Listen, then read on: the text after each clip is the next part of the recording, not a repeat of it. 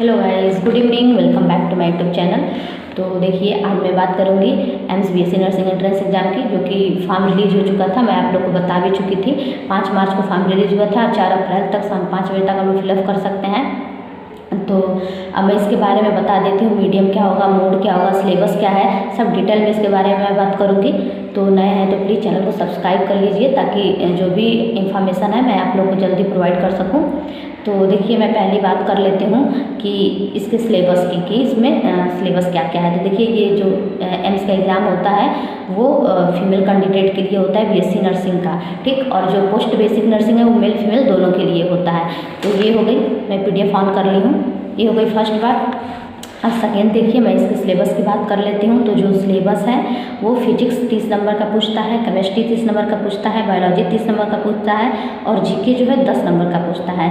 तो physics 30 number, chemistry 30 number, biology 30 number और GK 10 number, तो टोटल 100 हुआ, यानी टोटल 100 मार्क्स का होता है, ठीक।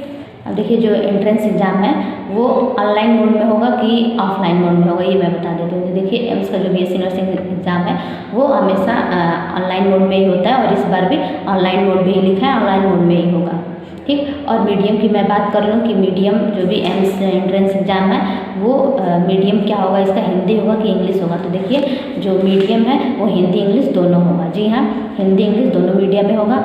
और जो भी एम्स का एंट्रेंस एग्ज़ाम है वो 8 जून को 2024 को कंडक्ट कराया जाएगा। सैटरडे डे पड़ रहा है उस दिन, 8 जून 2024 को, ठीक। और इसका रिजल्ट 18 जून 2024 ट्यूसडे को आ जाएगा। जी हाँ, रिजल्ट 18 जून को आ जाएगा, ठीक। अब मैं बात कर लेती हूँ कि जो भी इसकी रजिस्ट्रेशन फ़ी है वो मतलब कितना लगेगा जब आप लोग फॉर्म फिलअप करेंगे। तो जैसे रिलीज़ तो हो चुका है, अब आप लोग को फॉर्म भी फिलअप करना चाहिए। तो देखिए, जो जनरल कैटेगरी हैं जितने भी, तो उनके लिए 2000 है, और ओबीसी के लिए भी 2000 है, और एसटी के लिए 1600 है, और एससी के लिए भी 1600 है, ठीक। जनरल कैटेगरी 2000, ओबीसी 2000, एसटी 1600 और एससी भी 1600। ये बात हो गई रजिस्ट्रेशन फॉर्म की, ठीक। और बात कर लेते हैं कि जो भी ये एग्ज़ाम होगा एम्स का, तो इसमें माइनस मार्किंग होगा कि नहीं होगा, और मतलब होगा भी तो कितने का होगा। तो देखिए, 1/3 का माइनस मार्किंग होता है इसमें एम्स एग्ज़ाम में। जी हाँ, 1/3 का मतलब आप अगर 3 क्वेश्चन गलत करते हैं, आपका 3 क्वेश्चन गलत पाया जाता है, रॉन्ग पाया जाता है, तो आपका जो एक क्वेश्चन होगा उसको काटा जाएगा, ठीक। तो 1/3 का माइनस मार्किंग होगा। और देखिए, एग्ज़ाम में जो भी मतलब कौन काउंसलिंग के एलिजिबल होंगे ये मैं बता देती हूँ। जो एम्स एग्ज़ाम होगा आप लोगों का 8 जून को, तो एलिजिबल कौन कौन होंगे काउंसलिंग के लिए। तो देखिए, जो 50% है जनरल के लिए लिखा है कि जो भी जनरल कैटेगरी से होंगे उनका 50% होना चाहिए, तो ही वो काउंसलिंग के एलिजिबल होंगे।